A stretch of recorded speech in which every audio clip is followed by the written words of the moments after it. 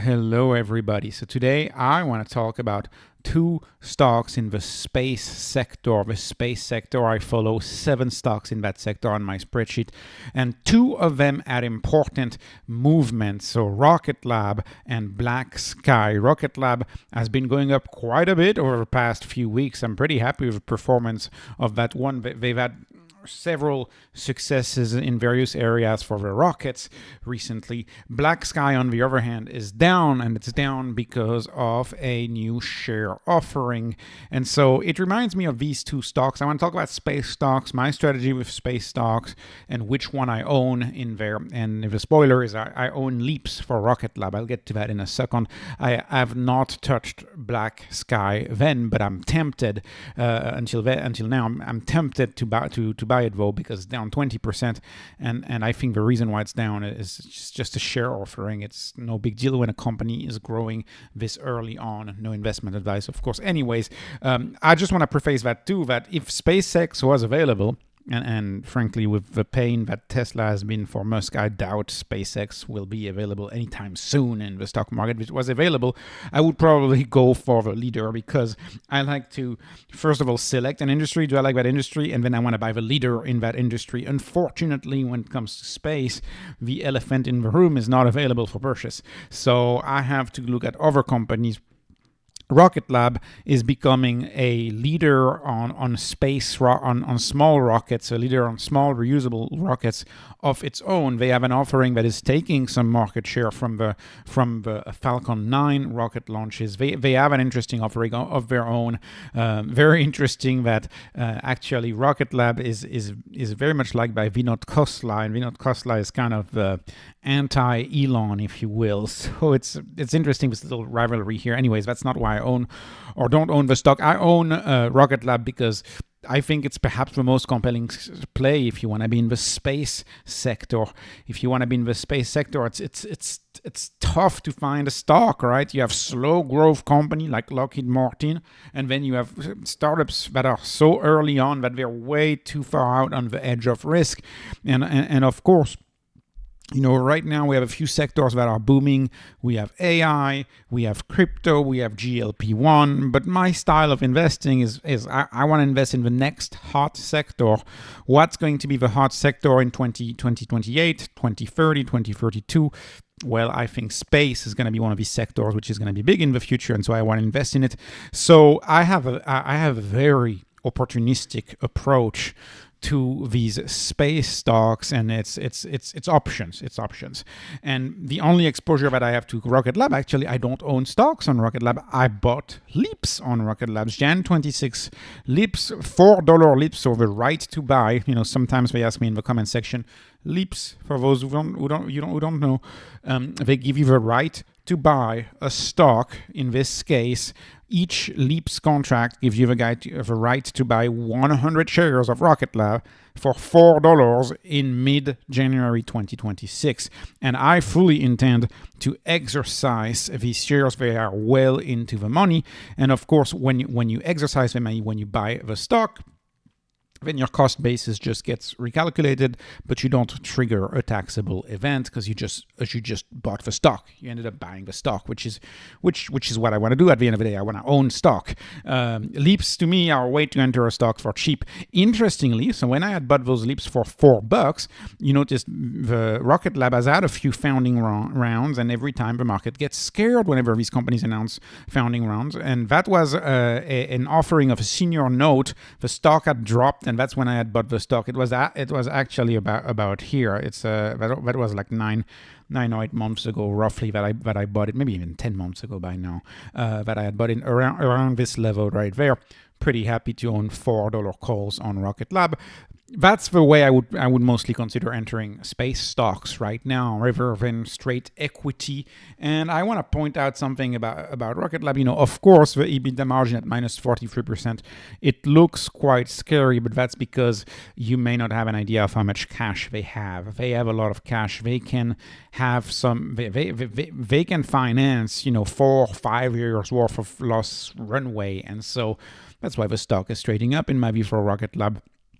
They've been executing their strategy pretty well. So you can see the growth has been consistent. RocketLab is a stock that is predicted to grow at 41% over the next 12 months. You can look at from Q2 23, right? They were only doing 22 and 39 million respectively. They moved to 29 and 76 million respectively. They have a division with recurring revenue, which is their space systems. They have a lot of tools that they sell for satellite development. They help with a lot of tracking devices, a lot of the launchers. They have an established business in the satellite equipment, satellite production making facility, but they also have a launch business. The launch business is growing. The other business, the space systems business, is growing anyways. Their last quarter, they had 106 million in sales. That may seem good, but you got to multiply that by their gross margin. The gross margin at 30.7%. So what you do is that you multiply 106 by the gross margin, you get 32 million in gross margin. Again, decent, but it's an expensive company if you look at it like that. Another way to look at this, of course, is you take that gross margin and you are going to take out your operating expenses. And this is where I want to call your attention. So for the operating expenses, of course, when you add R&D and SG&A, they were 70 million. And so you subtract 70 million from your gross margin of 32 million bucks and you get a loss of 37 million. So right off the bat, maybe a little scary, but when you know that they are full on in operating leverage mode and the operating leverage and the loss is decreasing, but when you see that they also have the cash on the balance sheet, you're like, yeah, they have a good 4 to 5 years of cash runway of the balance sheet. So that's point number one, which is why I'm not too scared. But point number two, and this is a debate that we've had for the past 20 years in modern day businesses. Yeah, we're counting R&D as an expense, right? We're counting R&D as an expense. But what if an investor were to see R&D as an investment in the future, right? Which for this type of company is very much an investment in the future of R&D. So in that case, if you were to remove the 39 million in R&D from the 70 million that you subtract, what you realize is that you would actually have 2 million in profit if you were to not treat R&D as an operating expense. Now, R&D accounting rules are such that it is most often treated as an operating expense. But that's why in the early days of the channel and still today, and whenever I use my metric, right, EV over gross profit over revenue growth, like I told you, RocketLab is an expensive stock. I'm fully aware of that, but the potential is there as well. But when I take that number, I use gross profit. Why? Because even though I'm perfectly okay admitting that a bunch of SG&A is an expense and not an investment, you could also make the case SG&A is a form of investment.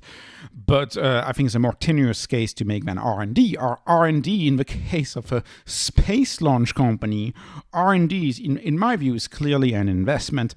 So that's why it's important to understand the balance sheet. Doesn't really matter over the long run. Over the long run, the operating leverage will be such that they will get into profit. And typically, that's when valuations really get reset for these stocks, right? This is what's called inflection point investing. In the case of RocketLab, not all stocks, right? But in the case of RocketLab, I view R&D as an investment. This is not a 1960 industrial bureaucracy. This is a highly agile, few employees, quick-moving, modern-day 21st century company. And I view R&D for them and for the modern day, the new breed of space companies, I view that as an investment. So that's why I'm not too worried, and that's my thesis in RocketLab. And now we get, of course, to BlackSky's drop. BlackSky dropped 20%, okay? Why did they drop? They dropped because they're having a 40 million public offering at $4 a share. This is what they're selling, 10 million shares at $4 a share. Why are they doing that? Because they are building, ramping their generation 3 of satellite imaging technology. And remember, BlackSky, I've covered it before on the channel. It's a company that takes picture and sells pictures to infrastructure projects, to law enforcement, to competitive intelligence companies who need images, up to the hour images of what's going on, right? If you wanna check your airport, if you wanna check your competitor, how many cars are on the parking lot of the competitors, if you wanna check the fields, for agriculture, whatever, you can buy images from a company like BlackSky. They sell images.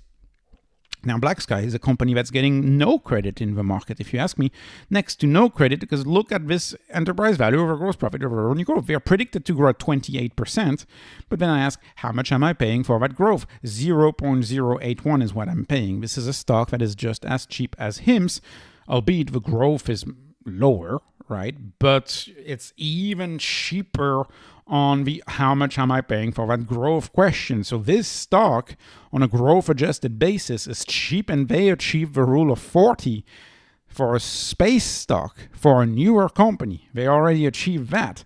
So let me move on a little bit here. So BlackSky, the drop today, after the drop today, down 19%, so quite a major drop. But if you look at how this stock has been beaten down for the past 6 months, it's down 56% for the year, probably about 70% from that peak in March. So this stock has just been entirely beaten down. And of course, the offer is for $4 per share. And so the stock quickly got adjusted to $4 per share as far as the trading goes. So it's a cheap stock right now. And the stock got way cheaper, like I said, because of that drop, because of that offering.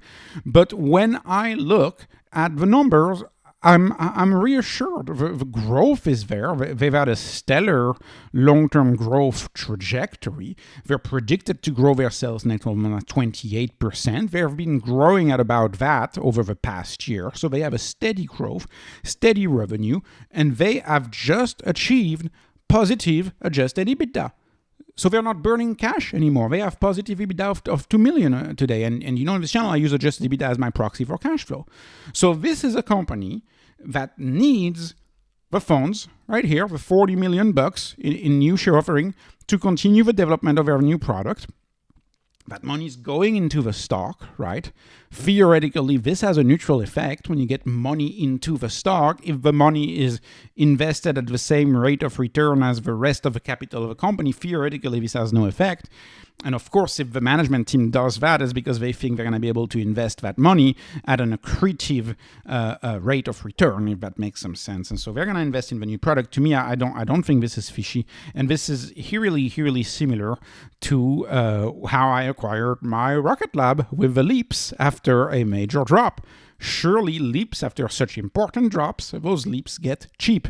And so I don't know what I'm going to do yet, but I'm going to be monitoring this tomorrow, and we will see. But that might be a nice way to create a real option and to enter a stock that I've been following for a while. So of course, this is no investment advice. And as always, if I actually make a move, I'll give a no financial advice, a no investment advice update on my Patreon. But anyways, again, this video and anything I do is no investment advice, no financial advice. So I appreciate you watching my entertainment-only videos. Please like, please subscribe.